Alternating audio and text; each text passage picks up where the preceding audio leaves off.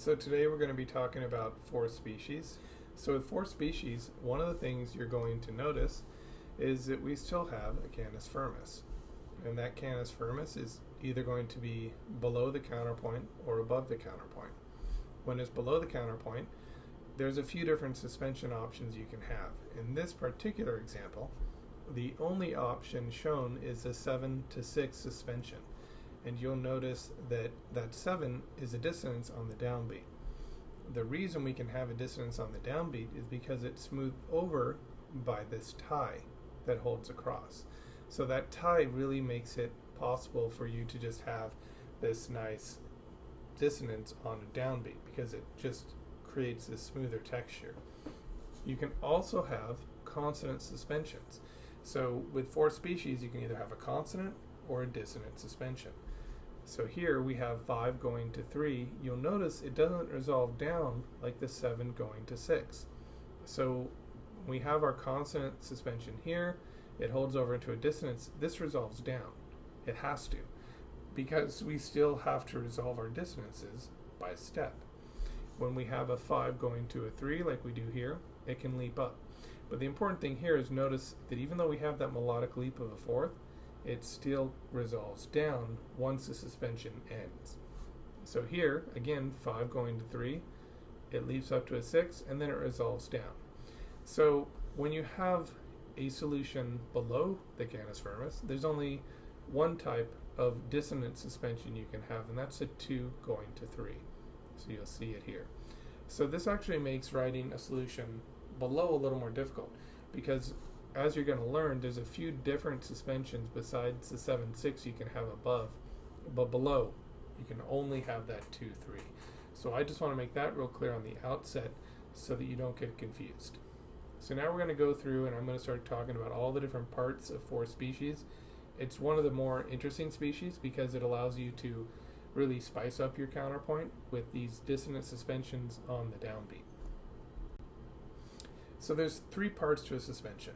You have the preparation, which is consonant, the suspension, which is dissonant, and then the resolution, which is also consonant. Now this is applying to a dissonant type of suspension. With a consonant suspension, everything's consonant, so we don't have to worry about the preparation, suspension, and resolution so much. So you'll notice here we have this counterpoint. It's actually labeled. So here's preparation, here's your suspension, that's the dissonant part, and the resolution. In this case, the resolution of the first suspension becomes a preparation of the next one. So here we have another preparation, a suspension, and a resolution. And you can see here again, preparation, suspension, resolution. Resolution becomes a prep, and then a suspension, resolution, another prep, suspension, resolution. So if I were to play this, you can really hear the difference between a consonant and a dissonant suspension.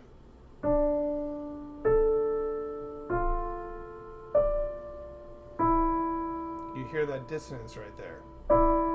But it's smooth because I'm holding that D. So let's try this one more time. Listen again.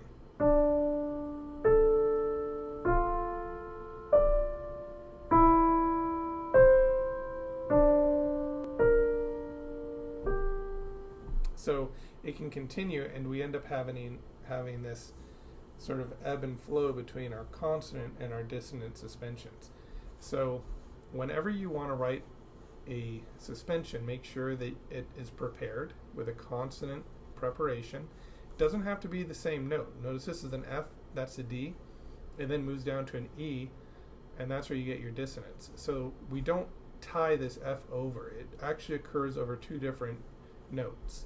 And when we get into 3-part or 4-part counterpoint, you'd actually learn that these solid notes, they would actually become whole notes, and then you start to build chords.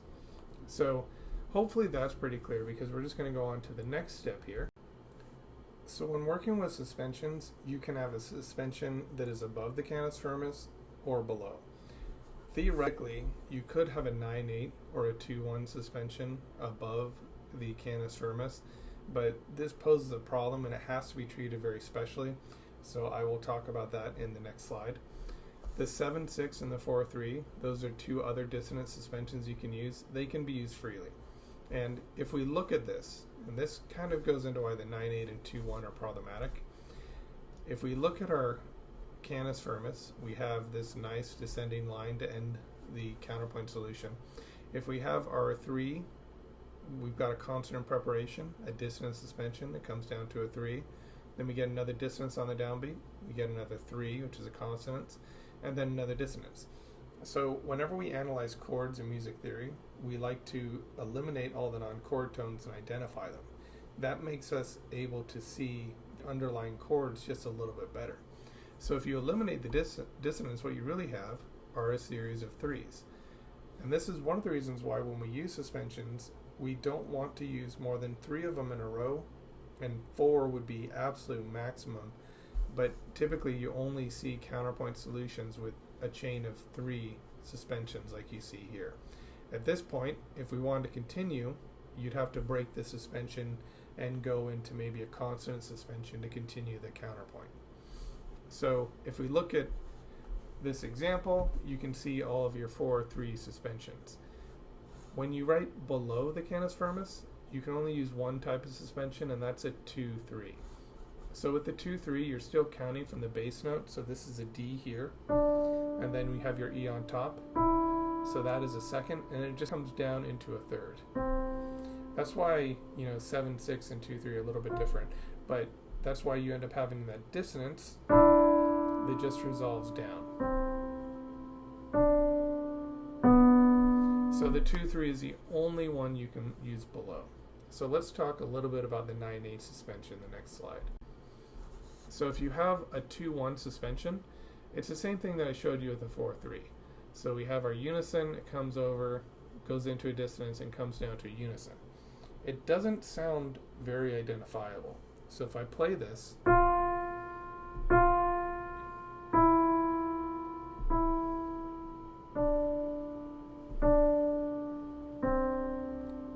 there's not really a clear delineation between the 2 lines. We can't really hear both lines clearly.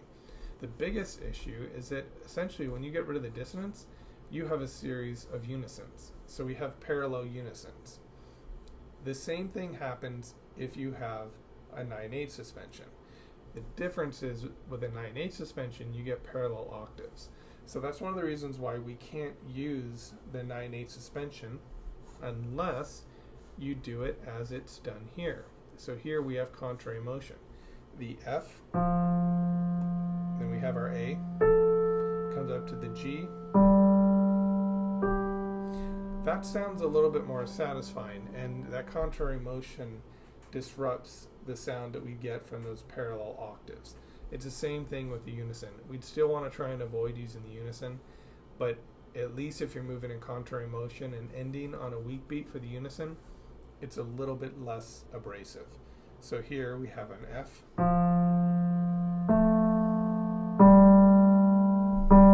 and then it just resolves into a unison and it emerges.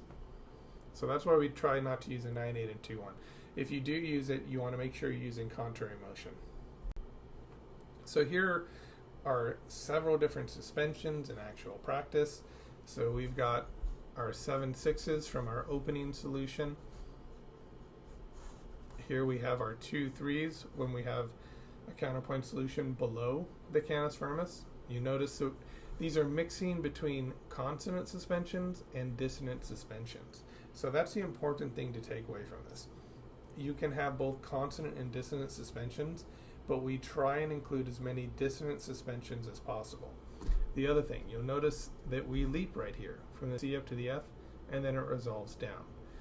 We still want to resolve our leaps in the opposite direction whenever possible. So just as a general rule, never resolve a suspension by ascending motion. This would be called a retardation. We don't do that. That is a different type of device. It wasn't used in the 16th century for the purpose of teaching counterpoint. Suspensions must also be resolved down by step. You always want to resolve your suspension by step. And this is referring to dissonant suspensions. A constant suspension doesn't have to resolve by step. So again, here's a constant suspension. It doesn't resolve by step. It leaps. That's okay. But the 7/6, it always resolves by step. You also want to avoid strong beats with the exception of the first and last notes. So that means you could start the counterpoint with a unison and you could end with a unison.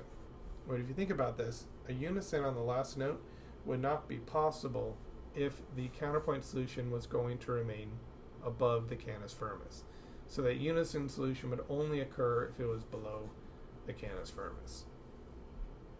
So the final thing we need to talk about are the cadences.